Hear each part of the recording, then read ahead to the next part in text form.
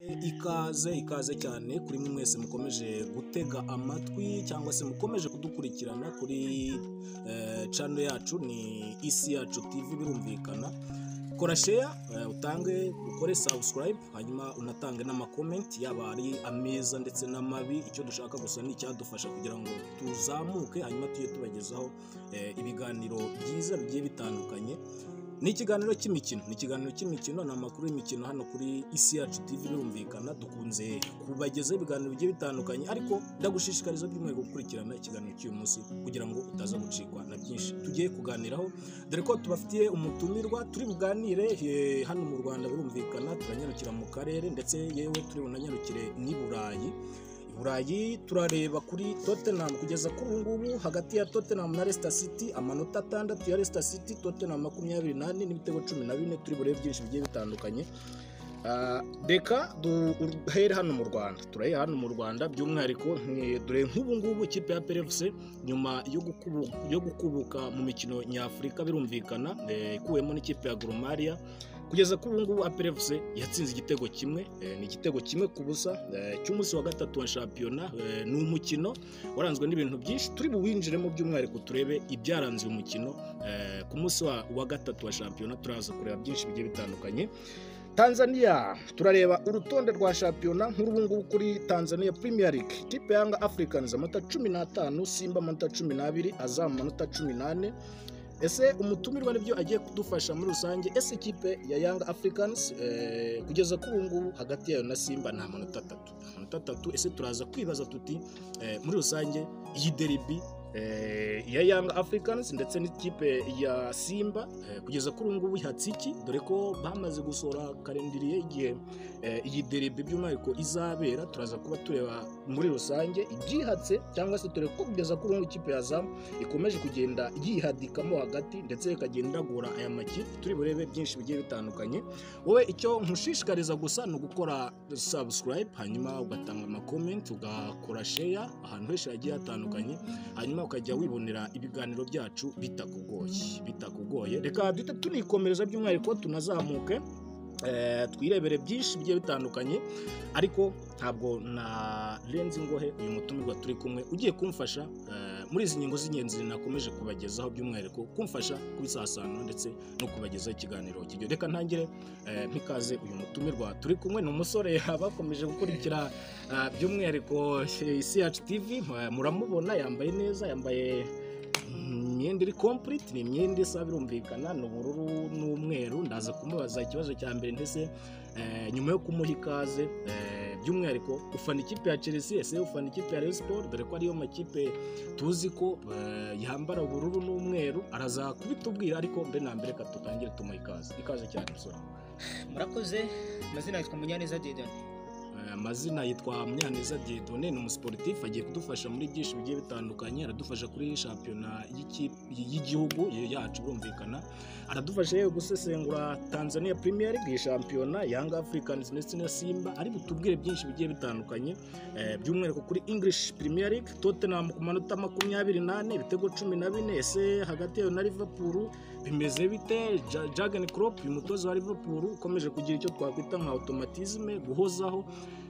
Uraza kumuvugaho iki? Reka tuba ari naho duhera mbere ko tugaruka mu Rwanda birumvikana. Uyu mutoza Jurgen Klopp w'ikipe ya Liverpool watwaye Champions League mu bihe bishize, akaba yewe yarakomeje no kwitwara neza mu mikino y'i Burayi, akaba kugeza kuri ubu akomeje kwihadika. Amanota 28 ntabwo ari kure, turabona hari hafi. Uramuvugaho iki Jurgen Klopp? Okay, urakoze. Jurgen Klopp ni umutoza w'umuhanga cyane. Yari nabitugaragaje uriya mwaka, atwara Champions League, atwara shampiyona, akubita Barcelona. Jurgen Klopp muri make ni umutoza w'umuhanga, kandi uyu mwaka tumwitezeho ko mu bikombe bikinirwa ku mugabane w'Uburayi, tumwitezeho kazatwara igikombe. Twavuga ko se Jurgen Klopp kugeza kuri ubu ngubu shampiyona azayisubiza? Ngiye rwose ko mbibona, ntabwo Tottenham ko nyibona muri iyi mikino ya mbere kugaragaza amashagaga, ariko ko iminsi iri kuza ifite amakipe y'ubwo imbere. Njye atari ikindi kibaye, kino gikombe ni cya Liverpool. uragira uti iki gikombe ni icya Liverpool. Turi buburebe byinshi bigiye bitandukanye, amanota ku mpande zombi ntabwo ari kure, ni byinshi bimenyerewe muri iyi shampiyona y'Ubwongereza, ariko reka dutangirire hano mu Rwanda. Birumvikana ko karakanyuzemo kugira ngo abanze twereke muri rusange ko iyi shampiyona y'Ubwongereza ayibona.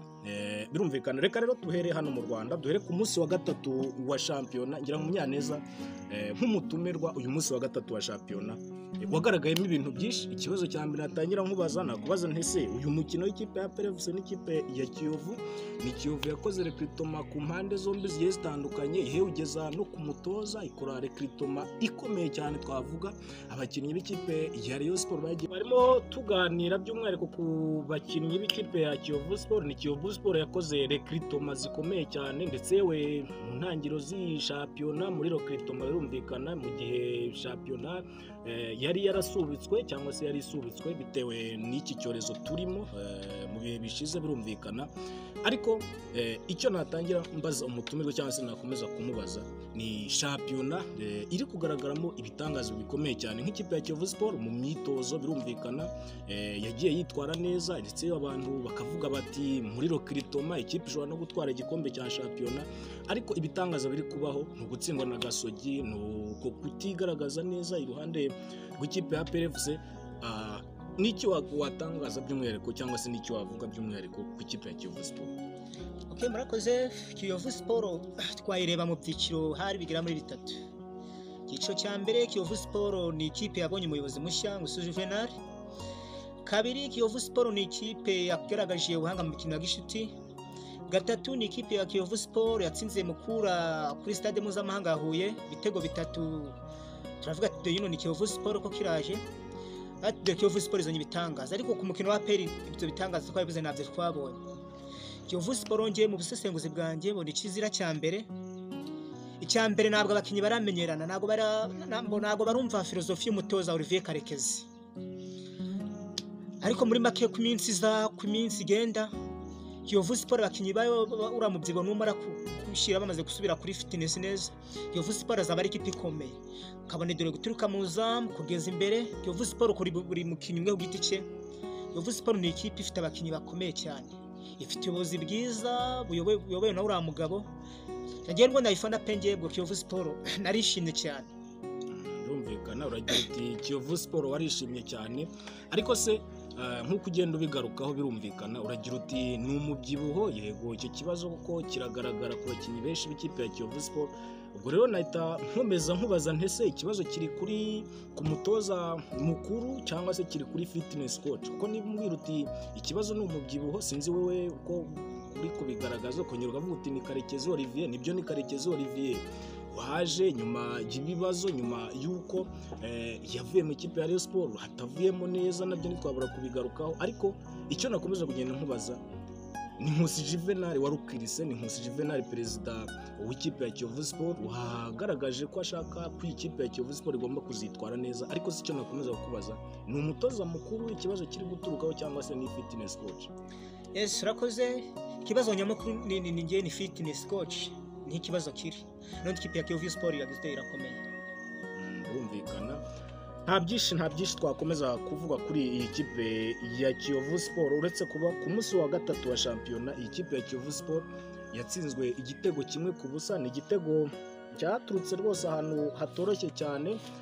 Uko bigaragara uyu mukino Munyaneza wari ukurikiye, ese icyo nakubaza muri rusange, nkanga ku munota 22 Nizeyimana Juma yabonye okaziyo ntiyibyaza umusaruro, ayishakiye Ritsiye nuko nguko biza kugerayo ku munota 36 mu rubuga rw'amahina. Mutsinzi Ange Jimmy warawukurikiranye, wabonye okaziyo yabonye ni imwe yabonetse, umupira waje gukomeza kuri Tuyisenge Jacques birumvikana. Hanyuma ukomereza kuri Kimenyi Yves, umupira awurwanira yewe na Serumogo ari biza kurangira yitsinze igitego. Ahangana nakubaza ntese aya maukaziyo ikipe ya PLFC yagiye ibona nka ku munota wa 22, ku munota wa 9, ku yindi minota, kuki itayabyaje umusaruro? Ntabwo byaba ari ikibazo cy'umunaniro mu ikipe ya PLFC? Ntabwo ari ikibazo cy'umunaniro. birabibaho ku bakinnyi birasanzwe turabizi nibura n'aba Cristiano ari bitego babushya bidahushwa ngo ntabwo ari igitangaza. APR cyambere, APR n'abakinnyi bafite fitness gushya birabitego nta bitabaho. APR muri makira komeye ifite umutoza mwiza. Gicyo nashimiye Adil Mohamed cyambere ni umutoza yabigishiye ura mupira guhana Barcelona uzi kwikina karagapira ko guhererekanya. Ariko twabonye abafana bavuga bati niyegure ntabwo ashoboye, navuye muri kino nyafrika byo nabyo ntabwo wabyirengagiza. Akuyemo n'ikipe ya Gor Mahia, ikipe ya Gor Mahia iri muri crise economique, iri mu bibazo by'ubukungu. Agize gutya ni umutoza abantu bari biteze ko arokirize Jacques Tuyisenge amuzaniye kwitwara neza mu kino nyafrika muri champion muri African Cup birumvikana. Ariko kugeza kuri ngo Adil Mohamed akomeje kutitwara neza. Uragira uti rero ni umutoza ukomeje kuzana byinshi, ariko abafana reka ko ntabwo mwabyumva kimwe, kuko abafana bigenda induto urabyo bikurikirana. Abafana bati niyegure naveho. Urashingira ku kivuga ko Adil Mohamed muri rusange uyu mugabo hari byinshi amaze kuzana mu ikipe ya APR. Urakoze cyane, ni ikibazo cyiza. Abafana tumeze nk'abana, abafana turambirwa vana ntabwo tuzi kwihangana. Abafana ntabwo tuzi kwihangana na Barcelona twarabibonye iri gukubitwa na Liverpool remontada 3 nyamari kampuni yari yagizute yari yihagazeho. Bira ntabwo ari gitangaza kurwamo na Gor Mahia na arahireshe ubundi Zamalek yarayitsinze. Ntabwo ari gitangaza Adil arakomeye bamuha igihe ni bamumwanya cyabasaba abayobozi ba APR nibamugurira bakinyi. Ntabwo Jacques Tuyisenge ariwe wakitega bitangaza muri Champions League, ntabwo ariwe wakitega bitangaza. Nibavuye kuri philosophy yo gukinisha abana b'Abanyarwanda, bashaka n'abanyamahanga abo babana b'Abanyarwanda bo gutebo kwigiraho.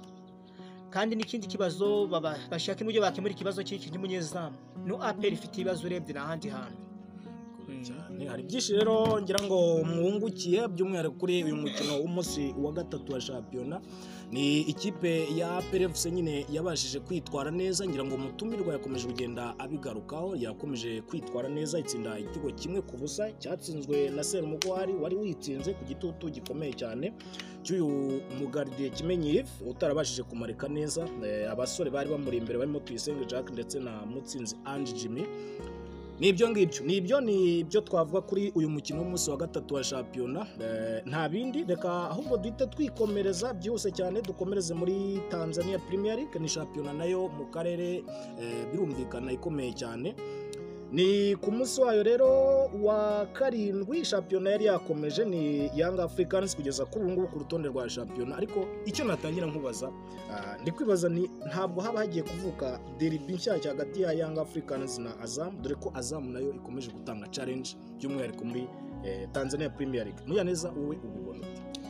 Ngiye kubona nagomera ko Azam ije kwitambika imbere hagati y'abarabakera. Yego nijyanze kwisaza y'amashagaga, ariko ngira ngo Azam igiye kwitambika hagati ya Simba na Young Africans. Ko ira derby ni derby imwe mikomeye muri akarisi natinya kuvuga wenda kanari ya mbere. Natinya kuvuga kanari ya mbere, ni n'amahere dufitemo Abanyarwanda bakinamo Kagere Medi kuri Simba, ya Haruna Niyonzima kuri Young Africans.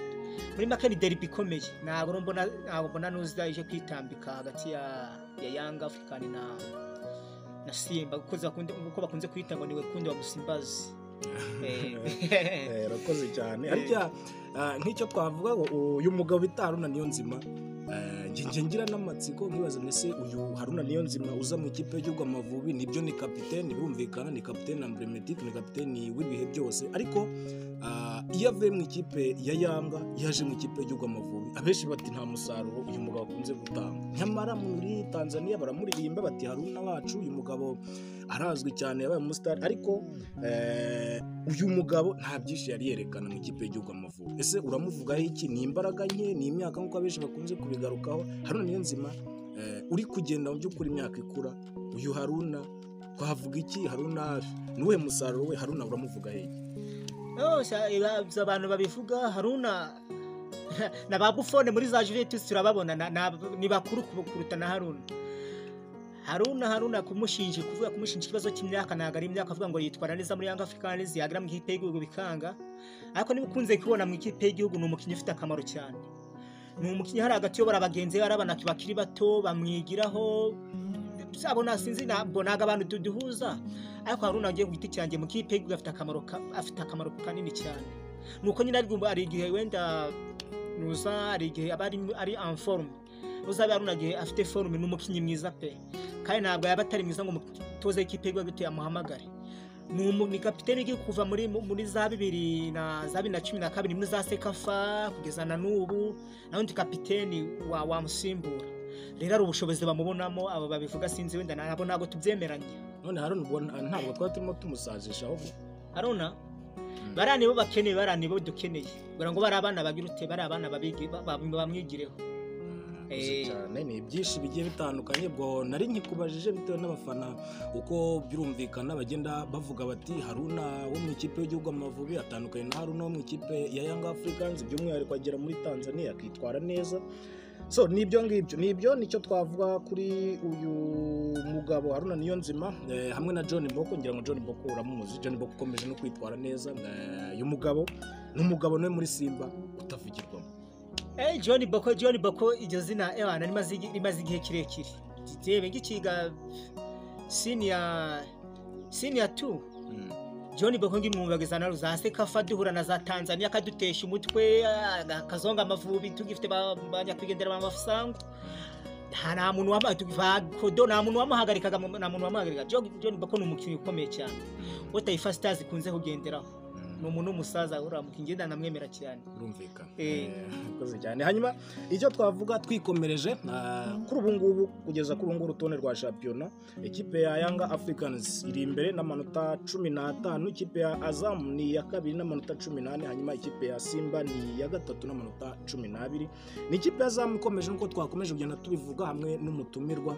ikomeje kugenda itanga challenge ariko bitarakuraho ikipe ya Young Africans uguhangana ukomeye cyane ikipe ya Simba ni derby ikomeye ariko twavuga ko bitaragera cyangwa se twavuga ko ikipe ya Zam ntabwo iratanga konferi yuko ishobora kwinjira muri aya makipe cyane ko iyi derby n'ubukombe imaze igihe kinini reka rero twikomereze kuri English Premier League twari twabigarutseho muri make twavuze uko iyi championnat ihagaze ariko tugiye kwinjiramo byimbitse iyi Tottenham iyi Liverpool iyi Chelsea Leicester City yatwaye igikombe cya championnat muri 2016 abantu bati Leicester City ishobora kuba igiye kwinyara mu isunzu Leicester City ikomeza kugenda ipusa ndi makipe ariko mu mpera za championnat uko championnat igenda irangira Leicester City ikomeje kuba Leicester City ariko kugeza kuri ubu ngubu ni Leicester City uyu mugabo turi kumwe hano agiye kureba ese Leicester City imeze gute Leicester City mu mikino ibanze ya championnat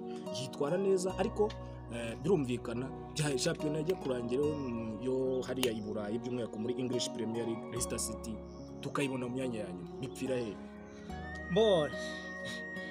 ni yamashagaga nibwabukana ni yamava muhira sinzi ko nabivuga sinzi amagambo nabivugamo ngo gusa Leicester City ni ikipe nziza ngo championnat abongereza itandukana na championnat zindi zira z'Iburayi championnat abongereza ni ikipe ya nyuma yazika gutsinda rero ntabwo ari igitangaza kuba Leicester City mu mikino ya mbere iza igachallenging za Liverpool za Chelsea gahora na City kayikubita 5 ngo ibyo muri Premier League birasanzwe naryo kinagira champion ikomeye rero Leicester City ubwo kuvuga wenda buno ngo yatangiye kuwa mbere kabigeze ku mwanya wa 4 ibyo yatangiye abakinyi bayo bamwe bavunika bagira ute ibyo byose bigatuma igira ute isubira inyuma nawe ndi bwabushagaga ntabwo tubona izo boy nabira kubikora muri 2016 ningabya bitangaza bigwiririra umuntu ngabahirwa kuzi rutanayiteguye nago yego arabikoreye nago yavuga ngo yatwaye ikombe terabikoreye ariko ubu nago mbibona pe nago mbibona tubona mu basore bagiye batandukanye nka Danny Drinkwater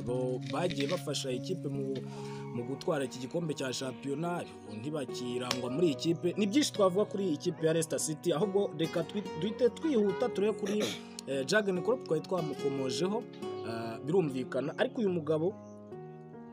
mugabo twavuga ko akomeje kwitwara neza Jurgen Klopp ni umugabo w'umuhanga cyane nawe sinzi n'ubireba nawe reba umuntu atwaye Champions League atwaye championnat abongereza atwaye igikombe cy'isi cy'amaklub navuga ko ibikombe bikinirwa ku mugano w'Uburayi uriya mwaka yabyihariye kandi ni umwaka rundi ashidikanya ko muri ziriga tombora Champions League zabeje Liverpool yarangije itsinda ryari riyoboye ejo izatombora mu makipe ya kabiri uyu mwaka atabaye kandi ko ngiye ndiko na Klopp unasinzi niko niwe turi kubibona kimwe ari gushira umutima cyane cyane kuki muri championnat kuko nago wabwira ngazongera azatwara zirigi na Bayern Munchen iri hariye ese rikazane ngo bazakabazo kamatsiko bo ariko abakunzi bacu batwihanganira gato badukurikiye batwihanganira gato bo muri zirige ni equipe iri guhamahirwe je n'ubundi ndacyaha amahirwe ikipe ya Liverpool ko kugeza kuri ubu biragaragaza ikintu cya automatisme ni abasore bagiye batandukanye ba Virgil van Dijk n'ubundi baracyarimo tubonamo ba Mohamed Salah baracyarimo ba Sadio Mane n'abagabo n'ubundi bakomeje kwitwara neza by'umwihariko muri ikipe ya Liverpool so rero nge nakomeza guha amahirwe ikipe ya Liverpool ahubwo gusa nk'icyo twahita twikomerezaho ni Tottenham nayo ku rutonde rwa championnat ikomeje kugaragaza ibintu bidasanzwe ni Tottenham tuvuga ko igaragaza nayo automatisme ikunze kugaragara mu myanya itatu ese ikipe ya Tottenham Arsenal guhera muri 2004 itwara championnat ikipe ya Arsenal biri gupfira hehe unatugenyeza n'ikipe ya Tottenham Arsenal aho bipfira cyane ntabwo Arsenal ntabwo abakiri bayo bagurira Arteta abakinyi abwo Arteta ageni n'umutoza w'umuhanga abafana ba Arsenal nibamutera amabuye ntabwo bamugurira abakinyi ro ntabwo waba utahaye wende munyeshuri amakaye mujye kumubaza umusaruro na Arteta ro birabyakora ni biri mu bushobozi bwe bamwihorere nibamushyira igitutu ko n'abayobozi be nta kintu bamufasha nta kintu bamugurira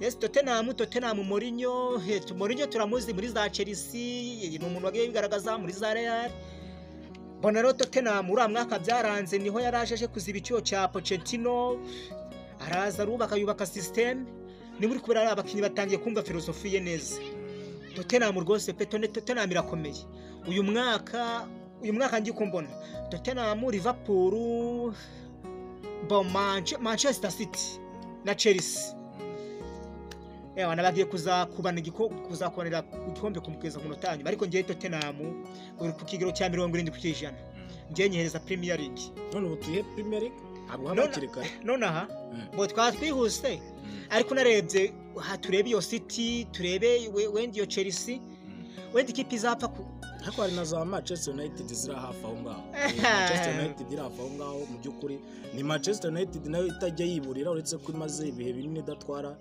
iki gikombe cya championnat ndetse no muri Champions League kujyamo bikaba biragoranye twavuga ko iyi kipe ya Manchester United nayo mu by'ukuri mu bibazo Manchester United ibyo biri mu bibazo bwa nariyo body ya Manchester United iri kwigaho organization ngo bagire bamwirukane ariko ngiye mbona bahutse nagiye cyo kumwirukana ko bacumugere mu Kinyarwanda ati ngo wirukana ngo umugore ugugu ni gufa ukariza n'imirabunguri bashobora kuzana Pochettino cyangwa se bakazana uwo nuza ngo niba ngo Masimera no Alegre ugasanga barabizambije cyane ahubwo Sochene bamwihorere nibamugurira abakinyi uko nibureba hagati barabaruksho nagara abakinyi bagenderaho wenda Matici we birumvikane ko Rusho na Rugano umukinyi bagenderaho baraba Pogba Bazari ziri kubashaka nibariza amafaranga bazigendera nibagerageza bamugure rutayizamu wundi ukora ikinyuranye ko ntabwo nuza ura Bruno Fernandes ntabwo ari waheka Manchester United nibamugure rutayizamu ugize utemagune rutayizamu shoboka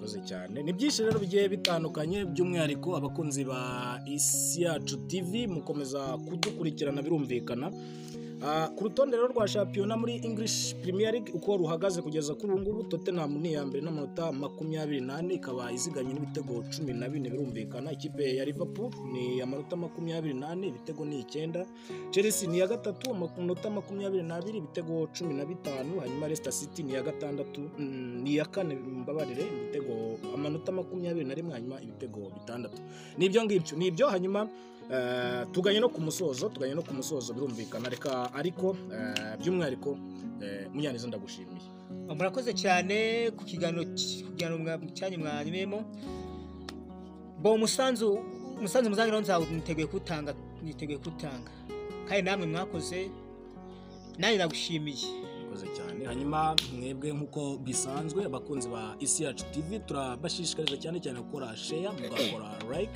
mugatanga n'amakomenti yagiye atandukanye hanyuma mugakora na subscribe turabashimiye cyane ni N.Jo muri studio za Isi Yacu TV nakagaruka turabashimiye cyane hasta la vista.